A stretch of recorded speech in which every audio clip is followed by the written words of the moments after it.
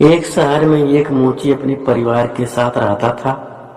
उसके घर के पास ही उसकी एक छोटी सी दुकान थी, जहां वह जूते बनाने और बेचने का काम किया करता था। जूते बेचकर जो उसे पैसे मिलते उससे उसका और उसके परिवार का गुजारा चलता था। वह अपने काम में निपुण था और मेहनती था। इसके बावजूद भी एक समय ऐसा आया कि जब उसके बनाए जूते बिकने कम हो गए, जो बिकते हुए भी बहुत कम दाम पर बिकते थे। उचित दाम न मिलने के कारण उसका धंधा मंदा चलने लगा।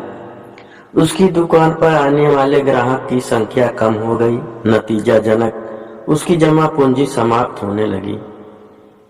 स्थिति ये आ गई कि घर चलाने के लिए उसे पत्नी के गहने गिरवी रखने पड़े, घर का सामान बेचना पड़ा। वह बुरा दौर उसकी चिंता का कारण बन गया। वह हर समय चिंता में डूबा रहता। उसे चिंतित देख उसकी पत्नी हमेशा ढाढ़स बंधाती, देखिए ऊपर वाला सब देख रहा है, उस पर भरोसा रखिए, यकीन मानिए सब ठीक हो जाएगा। पत्नी की बात पर वह मुस्कुरा देता, लेकिन अंदर ही अंदर चिंता में डूबा रहता। उसकी दुकान में जूते बनाने का सामान भी खत्म हो चला था। तैयार जूतों में बस एक जोड़ी जूते बचे थे, जिसे खरीदने दुकान पर कोई ग्राहक न आ रहा था। एक दिन वह अपने बनाए आखिरी जूते बेचने बाजार चला गया। जूते बिक गए। जो पैसे मिले उससे उसने घर की जरूरत का सामान खरीदा और घर वापस आने लगा। रास्ते में उसे एक गरीब बूढ़ी औरत दिखाई दी। उसने कुछ पैसे देकर उसकी मदद की। शाम को जब वह अपनी दुकान पर गया तो देखा कि वहां चमड़े का बस एक छोटा सा टुकड़ा बचा है। उस टुकड़े से सिर्फ एक जूते बन सकता था।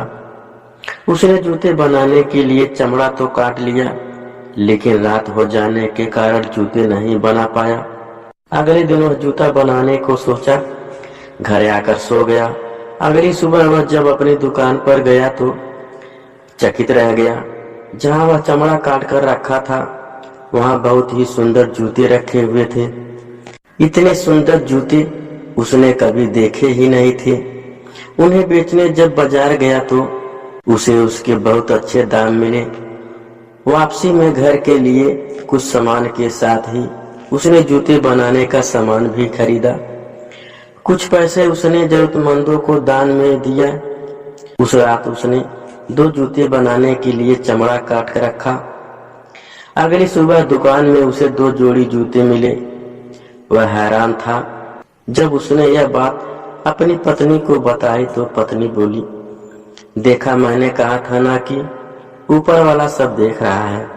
उसका ही आशीर्वाद है कि कोई नेक दिन इंसान हमारी मदद कर रहा है। मोची के चमड़े काटकर छोड़ने और फिर अगले दिन बने बनाए जूते मिलने का सिलसिला जारी रहा। 1 से 2, 2 से 3 और फिर रोज उसे कई जोड़ी जूते मिलने लगे। वे जूते ग्राहक को बहुत पसंद आने लगी। बाजार में उसका नाम हो गया और उसकी दुकान में ग्राहकों की भीड़ लगने लगी। अच्छे दाम में जूते बिकने से मोची ने अच्छा खासा पैसा कमा लिया। उसकी आर्थिक स्थिति सुधर गई। वह और उसकी पत्नी सदा मन ही मन उस नेक दिल लोगों का धन्यवाद करते थे, जो रोज रात उसकी दुकान पर आकर जूते बना जाते थे। एक दिन मोची की पत्नी बोली, इतने समय से कोई हमारी इतनी मदद कर रहा है और हमें उसके बारे में कुछ भी पता नहीं। क्यों न आज रात जागकर हम दुकान की रखवाली करें और देखें कि कौन रोज हमारी मदद के लिए आता है। मोची को पत्नी की बात जच गई। उस रात दोनों सोए नहीं, बल्कि दुकान में जाकर छुप गए। कुछ घंटे इंतजार करने के बाद उन्होंने देखा कि खिड़की के रास्ते 3 बौने दुकान के भीतर आए और गीत गुनगुनाते हुए कटे हुए चमड़ों से जूते बनाने लगे।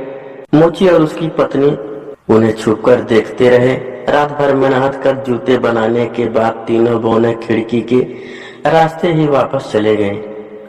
उसके जाने के बाद मोची और उसकी पत्नी आपस में बात करने लगे।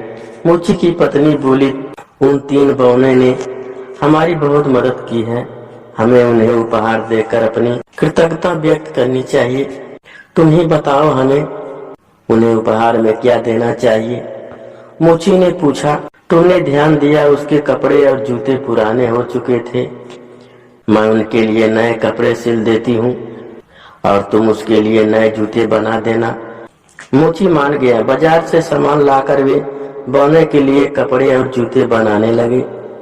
कुछ दिनों में कपड़े और जूते तैयार हो गए। कपड़े बहुत ही सुंदर बने थे और जूते शानदार थे। उस रात चमड़े के स्थान पर उन्होंने बौने के लिए तैयार किए कपड़े और जूते रख दिए। रात जब तीनों बौने दुकान के भीतर आए तो चमड़े के स्थान पर अपने नाप के कपड़े और जूते देखकर बड़े खुश हुए। कपड़े और जूते पहनकर वे नाचने गाने लगे। उन्हें नाचता गाता देख मोची और उसकी पत्नी बहुत खुश हुई।